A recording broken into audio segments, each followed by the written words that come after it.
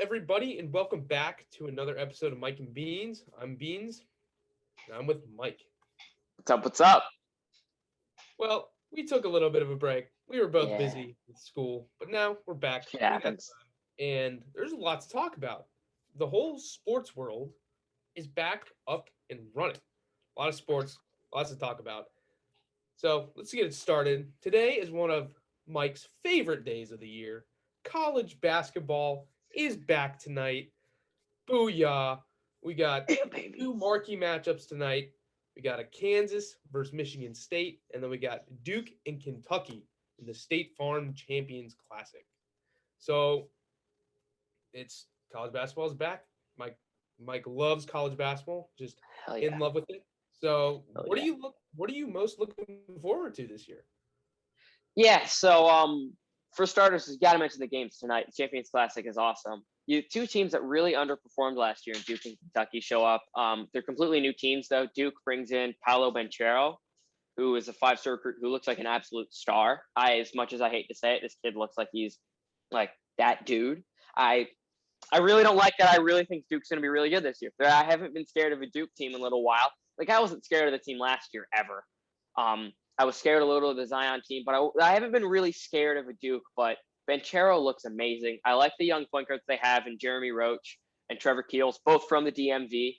AJ Griffin looks really good as another five-star. They bring in Theo John as an elite shot blocker, and they bring back Danny Dimes' brother. They bring in Danny Dimes' brother. I mean, that's a swag factor. They have a swag factor now too. It's BS. So Duke's going to be good. They lose Matthew Hurt, but Matthew Banchero is going to replace Matthew Hurt's offense, and Banchero actually knows how to do things on the defensive end. So that's a significant upgrade there. This Duke team's going to be nasty defensively. And hopefully we get more like Jabari Parker type Duke, so they're not actually that good, but I am worried about this team. And in Kentucky, they bring in a lot of solid vets. They bring in a like transfer class, like they had Oscar Sheboy came in from West Virginia midseason last year. Kellen Grady from Davidson is awesome. He's so good. CJ Frederick was the engine to that Iowa team. Like when he didn't play, they were terrible. But when he played, they were pretty freaking good. And he brings in, he's an elite shooter. They got knockdown guys from there. They bring in Severe Wheeler from Georgia, who's kind of like an energy guy. I really like Ty Ty Washington, the freshman they bring in. He was originally committed to Creighton before that whole situation blew up.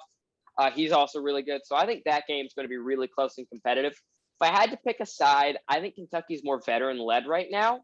So I guess I'd pick Kentucky, but I think they are very evenly matched. And probably come the end of the season, I would expect Duke to be a little better, sadly. Well, you won't hear this often, but Duke and Kentucky both missed the NCAA tournament last year. I never heard that one before. Yeah, literally. And now going with Duke, you said Jeremy Roach and Trevor Keels, right? Yep. They both went to Paul VI in All the Virginia. six. Yep. And do you think that maybe some of that chemistry can help the Duke? Are they both going to start, you think? I think I would expect Roach to start just because I think they actually have a really good lineup. I would go Jeremy Roach, Paolo Banchero. You have either Theo John or the big man Williams. I think his first name's Mark. Or then you could go with one of the two. And then AJ Griffin, I think, is really good. They also have Wendell Moore, who's returning. So I think Duke's got a really good, like, 7 to 8 man rotation that those guys will probably play 99% of the minutes. So they'll definitely play together. I don't think I'd expect both to start, though. All But right. I mean, I think the guards are actually what I am worried most about this Duke team. Like if the guards don't perform, they won't be great kind of standard because Jeremy Roach wasn't great last year and Trevor Keels, I believe, is coming off a pretty serious injury and Roach came off one the year before. So there are some questions there, but I do think the chemistry, as you mentioned, will help. They'll be used to each other. It's another factor that really just goes Duke's way, and I don't like it. All right. Well, hopefully we can see the DMV players, rise and shine, represent the DMV well. But speaking of, Jeremy Roach is returning, like you said. So speaking of returning players, there are a bunch of returning players returning in college basketball in general. We got Colin Gillespie in Villanova. We have Hunter Dickinson in Michigan. Kofi Coburn, maybe the biggest surprise in return, because I think everyone thought he was going to leave Illinois and go for the draft, or maybe even transfer. Yeah. But he stayed. And then you have Drew Timmy in Gonzaga. And then in that Gonzaga team, you add 7'1" Chet Holmgren to the roster. Now, he's a stick. Yeah, oh yeah. Oh He's yeah. a stick. But what I've heard and what I've just seen with highlights, he is a straight up bucket. And I don't know if that's gonna, you definitely get more physical in college and then even more physical in the NBA. But I mean, you're 7'1", you have, you can shoot.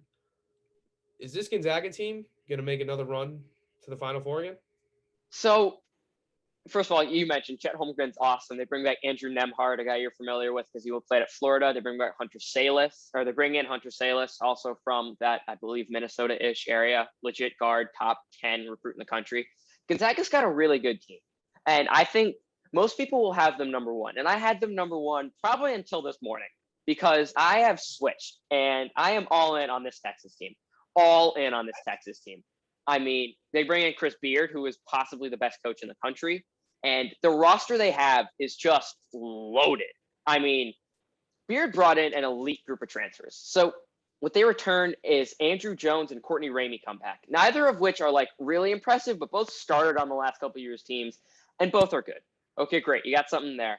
They bring in a top 40 recruit named Jalen Tyson. Again, that's his only recruit. It's pretty good. But this transfer class is amazing. You bring in Marcus Carr from Minnesota, who averaged 20 points per game last year and is just dominated. People expected him to go pro. He did not. Trey Mitchell from UMass averaged near 20 points a game and is a star in the making. Dylan Disu from Vanderbilt averaged 15 points a game and was the second best player on the Vanderbilt team. That really didn't have anyone other than him and Scottie Pippen Jr. Christian Bishop from Creighton is very versatile, and he only averaged 11 points. Oh, my, the horror. They bring in Devin Askew, a former five-star recruit, transferred from Kentucky, and Timmy Allen, a man who single-handedly knocked off a Kentucky team 2 years back just by being a beast. He is an absolute beast. Played on a Utah team, averaged 17 points a game, and a pretty slow offense. So the transfers they bring in are ridiculous. They have a legit 10-man group. I think Gonzaga is kind of in the same boat. As I mentioned, Rasir Bolton also comes back. I mentioned the four guys there. They've got a good team. I think those are the two best teams. I like Nolan Hickman, who they bring in too at Gonzaga. But I think I'm switching over to Texas. I really like this Texas team. So I think Gonzaga is going to make a deep run. They play early in the season too. That is a game to watch. That is a cancel all your other plans. Gonzaga, Texas is on. You got to tune in. Interesting. Well, seems like Michael's all horns up right now. And then another team I guess we want to ask about is UCLA. Now, right after their Final Four run, the analysts came out with the too early, top 5, top 25, and UCLA was in the top 3, and UCLA got Johnny Juzang back, and I think he was a little bit of a surprise of coming back. They got him back, and then they have Jaime Jaquez, who also came back. He was planning on staying at UCLA, I think, in the first place, but that duo in the tourney, they were two main factors on why UCLA made that big run. They were, they scored when they needed to. They were just really physical. Jaquez played really well, but Juzang, I think, single-handedly, Willed them. led them in a couple games. So, Juzang and Jaquez, that's a duo to look out for. But are you buying this hype in UCLA?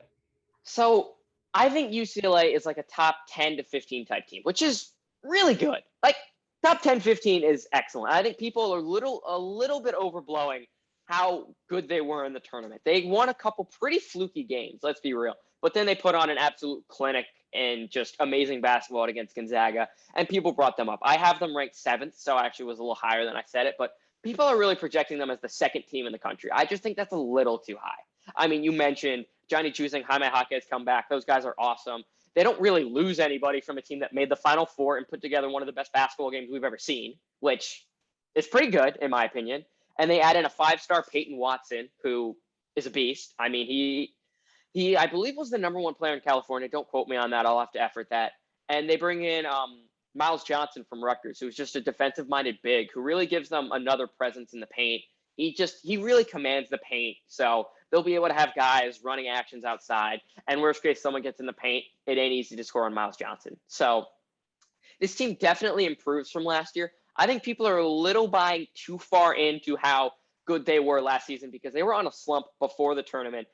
They beat a Michigan State team that I really thought that was a game they should have lost, frankly. They had a pretty good matchup against BYU, and they just kept building on those games. They beat Abilene Christian in a pretty lucky spot to go against an Abilene Christian team that was just riding high, almost happy to be there in a sense. And they really got kind of like, they didn't play great until that Gonzaga game. So I think this team's going to be really good. I have them ranked 7th in the country. That's really impressive, but I don't know if I'd say I'm buying them as like the national title almost favorite that some people are predicting them to be. All right. Well, it's the first day of college basketball again. We'll have more coverage as the season goes on. Mike will give you probably every update you want on the Big East because that's just who Mike is. But Big East Red Zone, though. That's sick. That's today. That's sick. You can't tell me that's not sick. Yep. There's a Big East Red Zone now. Michael's all for it. If you need to find out where Michael is, he's just watching that. So you just there you go. Accurate. But all right, we're gonna move on to the NFL, and there have been some surprises. But first, I'm gonna give it to you, Mike. Michael DeRosa is undefeated and undisputed right now in our fantasy league. He is 9-0, and the games haven't really been close. Yeah. So I feel like I'd be more confident in my team if I was 8-1. You know that whole thing where you're like, the team needs a loss to do well? My team has played like shit in a couple of games, and we still win. Like, you put up 60 against me. Alex put up 60 against me this week, and so I put up like 101. So I've had some pretty fluky games that I've been pretty lucky to win, but I'm also confident my team is the best in the league, if that makes sense. So no, I'm happy with where I am. I'm happy, but I'm not. We're not guaranteeing a title yet, even though I am guaranteed to win the title. Well, some of you might think that I'm 0-9, but I am not 0-9. No, I'm 5-4, and I'm second in the division behind Michael. I'm in a playoff spot right now, and my team is it's kind of just grabbing wins when they really should not be grabbing wins. Like this week, I think this week I won by 0.8 because Robert Woods just did not get enough catches or yards for a friend Hunter. So I'm getting lucky. I'm one of the lowest scoring teams in the league. I don't think I've gotten over. I think I've gotten over like 120 maybe once. Other times I kind of get out wins or I'd squeeze out. Yeek them out. In like the 110, in the 100 to the 110 marks. But definitely our league has trouble scoring a lot. Yeah, it was a weird week last week, especially. Like, Jonathan Taylor goes off, and then everyone just sucks Sunday. So, and our good friend Mateo, he had James Conner score 35, and he.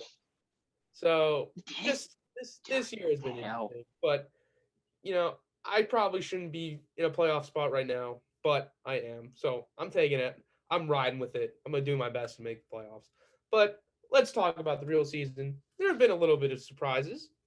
The Chiefs are third in the AFC West right now. They're 5-4. They're behind the Raiders and the Chargers.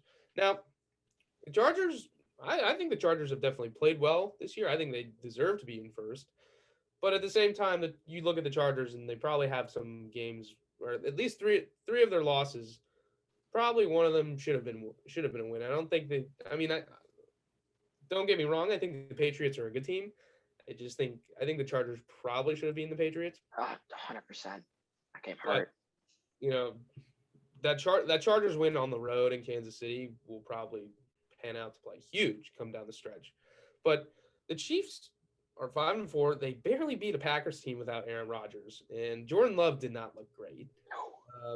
So, their defense played well, but it was against Jordan Love. But Patrick Mahomes is just not playing well at all. And I mean, I wouldn't say he's not playing well at all. I think he's playing okay, but he has 10 interceptions this year already, and we're barely past the halfway point of the season, and Patrick Mahomes looks like barely a top 10 quarterback.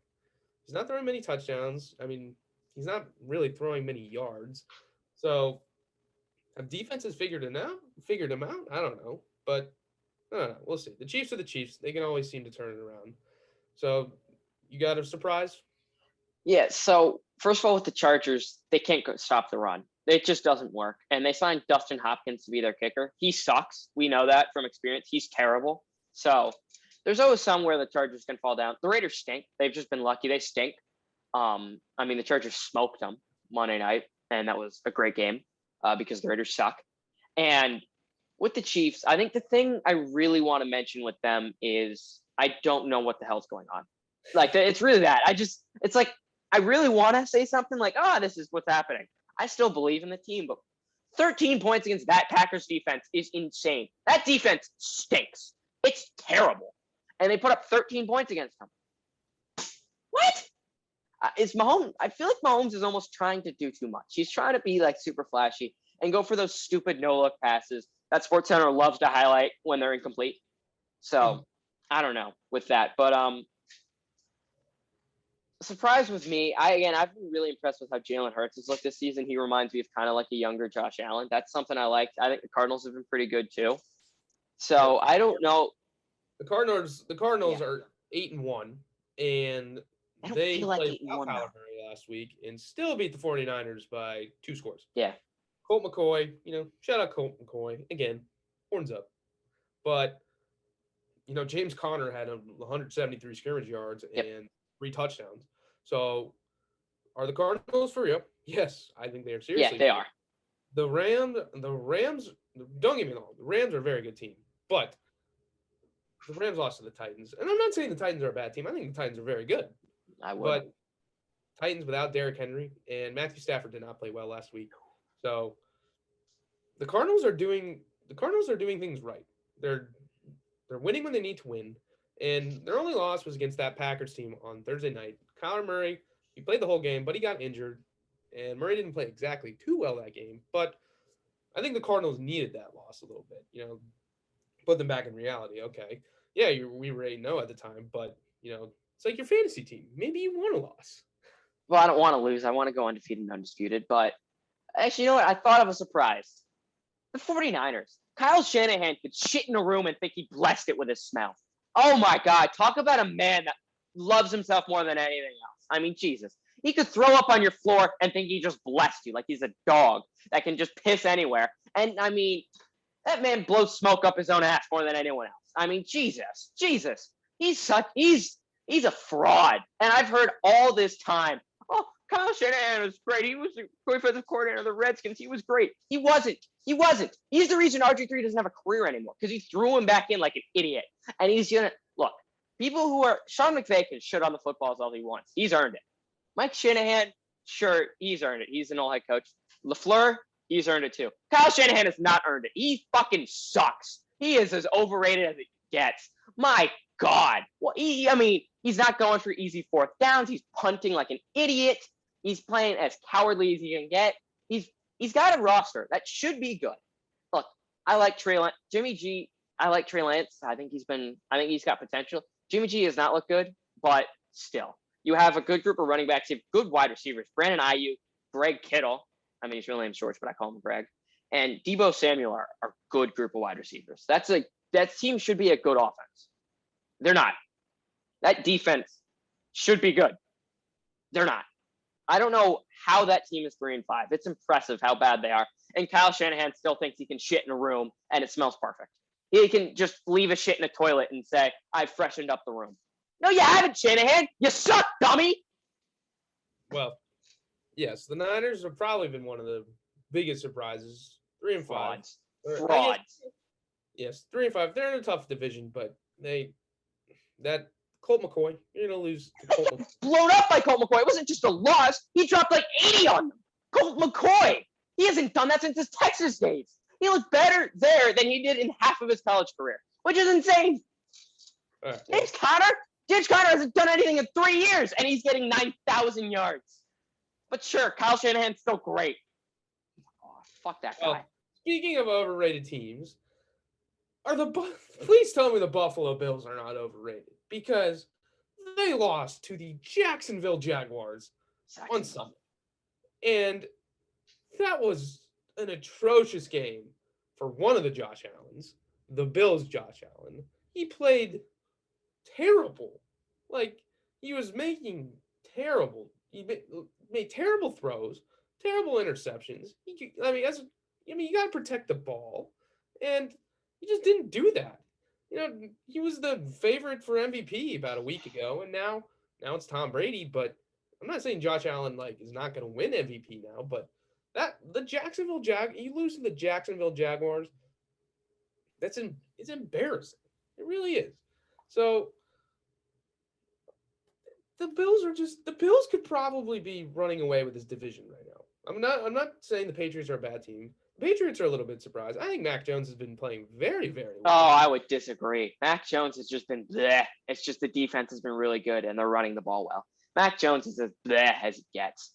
He's overrated too. I think Mac Jones has done what he needs to Yeah, get done. yeah, that's what I would say. But he hasn't done anything more than that. He hasn't done enough to make me say Mac Jones is going to be a good quarterback. Well, okay. I don't know, but Or going to be a very good quarterback is what I mean. He's fine. He's almost like Jimmy G early on in Jimmy G's career. He's okay. But you're going to be looking for someone better if you want to win a Super Bowl. Yeah. Well, yes. Going back to that Patriots team, geez, they play very well. I still don't get why they traded Stephon Gilmore, but it is what it is. But going back to the Bills, how are you losing to the Jaguars? Seriously. I mean, you got anything? I mean, we're both Josh Allen fans, Mike. Come on. Yeah. So as the number one Josh Allen fan, Josh Allen actually played a good game. Because the Jaguars, Josh Allen played a really good game. Yeah.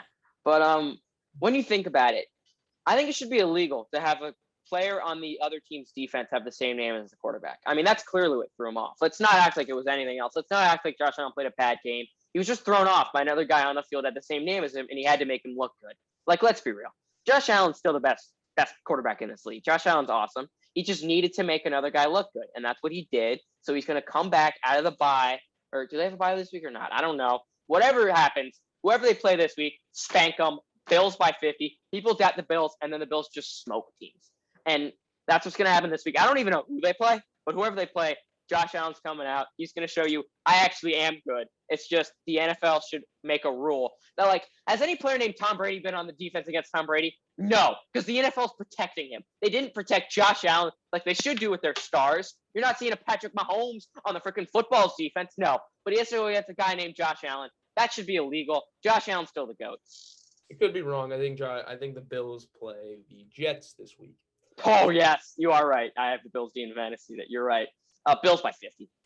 Yes. So, well, Josh Allen, Bills Josh Allen, you're really disappointing me. Jaguars Josh Allen, hey, good for you, man. A fumble, an interception, and a sack. Yeah, hell yeah. Good. My Josh Allen he just wanted to make him look good. He just wanted to get him another contract. So credit to you, Josh, for doing the right thing. All right. Well, that's going to conclude the NFL talk for today. And Michael and I match up again this week in fantasy. We do? Yeah, we do. We play. I'm not going to talk as much shit as I did in week 1 because. Shit, that's not good. Oh no. Oh no, you're not overhyped. This is the week my team puts up 60 and you beat me. Great. So we'll see what happens. Michael has Jamar Chase on bye, which is nice. So love that guy. We'll see what happens. We'll update you next week. But then we'll move on to the NBA a little bit. The NBA is back up and running. The Wizards are 7-3. Go Wizards. And then the Golden State Warriors, right now, they're the best team in the league at 8-1. Steph Curry dropped 50 points last night. He's doing Steph Curry things. And then also last night, a scuff between Nikola Jokic and was it Marcus or Markieff Morris? One of them. I think it was Markieff, but who the hell knows? And it was aggressive. It was aggressive by Jokic.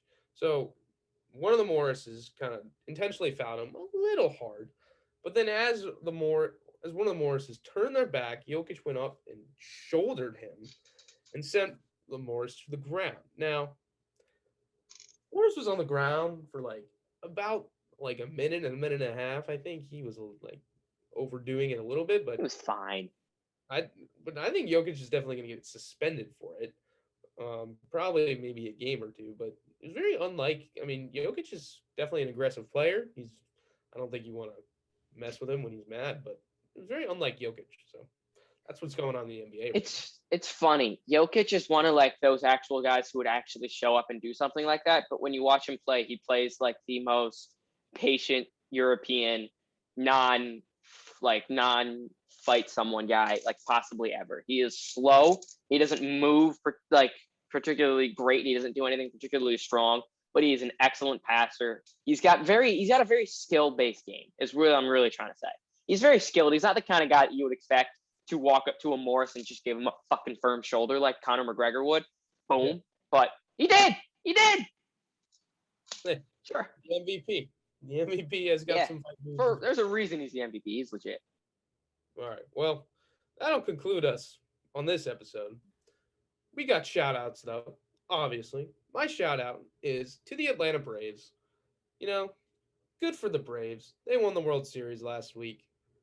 And just how that team, played. No one thought they'd beat the Dodgers, and they beat them in 6 games. I mean, I think people could trust them after that Dodgers. After that Dodgers series, I think a lot of people saw and I was like, oh damn, okay, the Braves could probably beat the Astros, and they did. The MVP of the NLCS and World Series for the Braves were both acquired at the trade deadline. They were not on the team to start the season. Eddie Rosario acquired from the Twins at the trade deadline. Jorge Soler acquired from the Royals at the trade deadline. Why did they do that? Because Ronald Acuna Jr. was at season-ending ACL injury. So what the Braves did, is pretty remarkable. Brian Snitker, good for him. He spent about 41 seasons in the minor leagues before winning this World Series. So it's just a good story. Good for the Braves. Shout out Braves. Congratulations. Michael, what do you got? First of all, I still think the Astros are cheating. They will not do anything that will convince me they aren't cheating, and cheaters always lose. So suck it, Astros. Go Braves. But I'm gonna shout out the Chris's this weekend. In the UFC card, there was Chris Curtis. He took a fight on a day's notice. His opponent, who he took the fight to fight, was just like, I'm not gonna take it because I need more days to prepare. Even though this guy's coming in who fights a division lower. They rebooked the fight. Chris Curtis knocks Phil Hawes out, that fraud. So good for Chris Curtis. But the real shout out, Chris Barnett. This boy, he is a 5'8", 260-pound heavyweight. So he's a big boy. He is a big boy. He wins his fight with a spinning wheel kick, which I don't know if you know how flexible you have to be to do that. But imagine, can you kick like high enough to like get above your head? Bennett, do you think you? Yeah. No. Imagine doing that while spinning, while being this beefy ass dude. He's 5'8", 260. He's massive. So that was incredibly impressive. He gives this, and then after he wins, he does this cool front flip thing that he does a front flip and then lands like this, and then just goes like his haircut was he has like a bald spot here, so he had like a little like ponytail type thing just sticking up. It was one of the funniest things I think I've ever seen. He's like dancing his way to the octagon. He's dancing his way out. He's giving a great like post-fight speech to his opponent and ended up retiring. That guy was awesome. He is a character. And the life motto, I think we all have to live by. The Chris Curtis motto, as he put it, which is, life's too short to be grumpy all the time. Sit back, eat some Skittles, and smile.